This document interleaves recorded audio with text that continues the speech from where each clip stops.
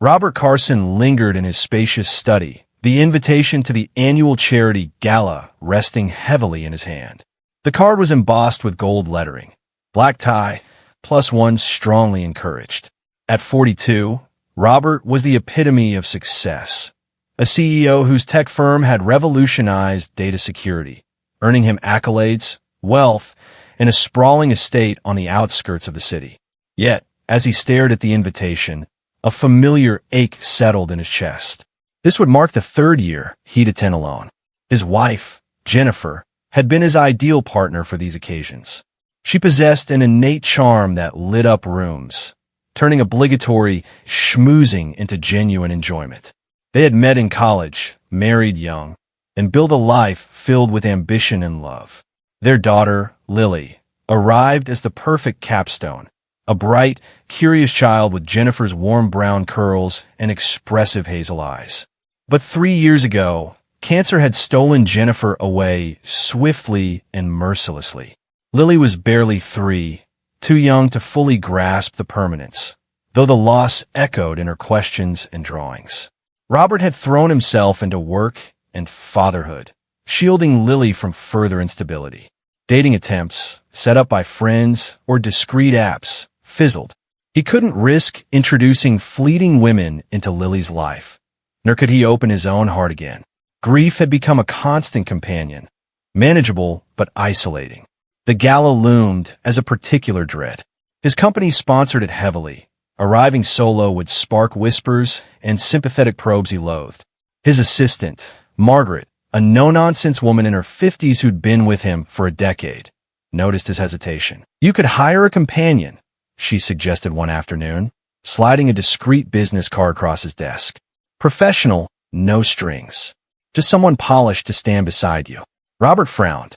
"An escort? That sounds tacky." "Not like that," Margaret clarified firmly. "It's a legitimate service for executives in your position, widowed, divorced, or simply private. They provide conversation partners for events. Discreet professional. No romance implied." He resisted for days, but practicality won. The agency was upscale, vetting clients and companions rigorously. They matched him with someone articulate, age-appropriate, and experienced in formal settings. Robert signed the agreement, feeling a mix of relief and unease. The evening arrived crisp and clear. Robert adjusted his tuxedo in the mirror, the house quiet except for Lily's playful chatter downstairs with the housekeeper, Mrs. Walsh. Mrs. Walsh had been a godsend since Jennifer's passing, a grandmotherly figure who provided stability and affection. The doorbell chimed. "Daddy, your friend is here," Lily called excitedly. She'd insisted on dressing up in her frilly pink gown, thrilled at the prospect of a visitor. Robert descended the staircase, heart pounding inexplicably. Through the open door, he saw her, early 30s, long blonde hair in elegant waves, a floor-length navy gown that accentuated her graceful figure without ostentation. But it was her demeanor that struck him, poised yet approachable, with kind blue eyes and a warm smile directed at Lily. "Hello there," she said, bending down. "You must be the princess of the house." "I'm Claire." Lily giggled. "I'm Lily. Do you like my dress? It's stunning. Pink suits you perfectly. I'm more of a blue person myself, like the ocean on a sunny day." Robert cleared his throat. "Robert Carson, thank you for this." Claire straightened, extending a hand. Her grip was confident. "Claire Morrison, happy to help." Before they could leave, Lily tugged Claire's hand. "Come see my room. I have drawings." Robert hesitated. They had a schedule, but Claire smiled. "If we have time." "A quick look," he conceded. In Lily's colorful room, surrounded by stuffed animals and art supplies, Lily unveiled her masterpieces. One depicted a family, stick figures labeled Daddy, Me, Mommy, and Heaven, and a blank space beside them. "That's for someone new," Lily explained matter-of-factly. "Someday." Claire studied it seriously. "It's wonderful, Lily. Families can grow in unexpected ways, and leaving space shows a big heart." Lily beamed, hugging Claire impulsively. Robert watched, surprised at the instant rapport. Eventually, they departed. The drive to the venue was initially silent, the city lights blurring past. Sorry about the detour, Robert said. Lily's not usually so forward. She's delightful, Claire replied sincerely. Honest in a way adults forget. And perceptive. Curiosity prompted him. How did you get into this line of work? If that's okay to ask, Claire nodded. I was an elementary teacher for 8 years. Loved every minute, the creativity, the kids' perspectives. But my mother developed early onset Alzheimer's. I quit to care for her full time. It was exhausting but precious. She passed 2 years ago. Afterward, I wasn't ready to jump back into a classroom. This service offered flexibility and human connection without commitment. It's more fulfilling than it sounds, helping people navigate awkward moments. That's admirable, Robert said. Caring for her through that. I can't imagine. It was its own grief, losing her bit by bit before the end.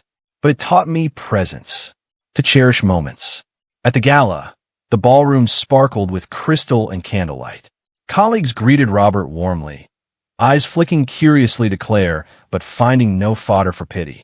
She navigated conversations flawlessly, discussing philanthropy, art, even tech trends with insight. When asked their relationship, she simply said, I'm a friend accompanying Robert tonight. Honesty disarmed any speculation. During dinner, Claire shared teaching stories that had the table laughing.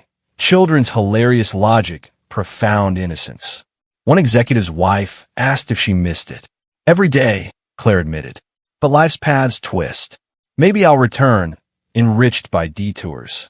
Robert found himself captivated by her philosophy, embracing uncertainty where he clung to control. As dancing commenced, Robert's phone vibrated. Mrs. Walsh. Lily was inconsolable after a nightmare, fearing he'd vanish like mommy. Guilt surged. I have to go, he told Claire apologetically. Driver can take you home. I'll settle payment tomorrow. Claire shook her head. Let me come. Lily might need a familiar face from tonight. He didn't argue. Back home, Lily huddled in bed, tear-streaked. Robert held her tightly. I'm here, sweetheart. Always.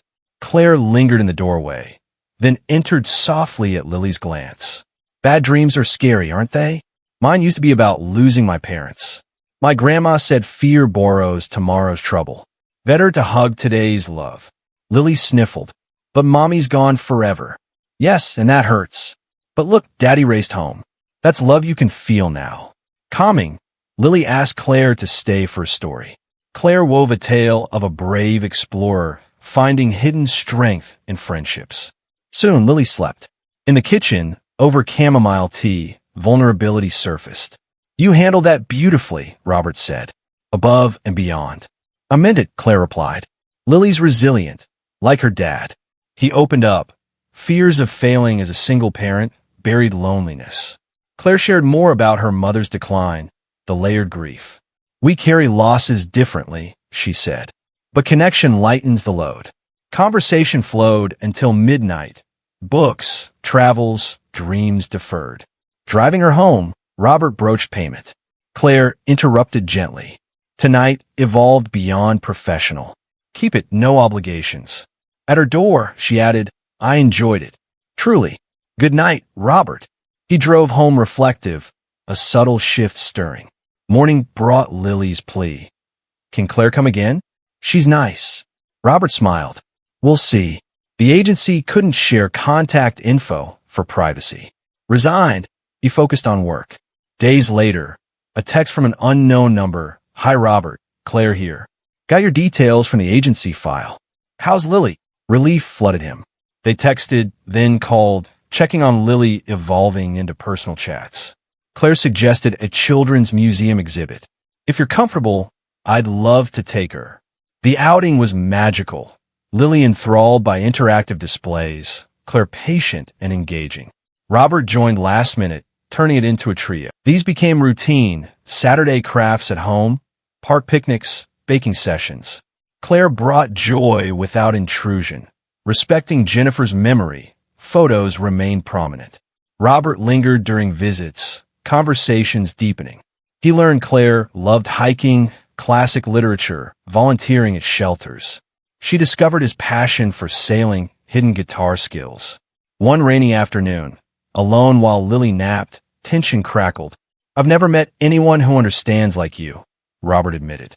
Claire blushed. The feelings mutual. But slowly, for Lily. Months unfolded deliberately. First dates, quiet dinners, walks.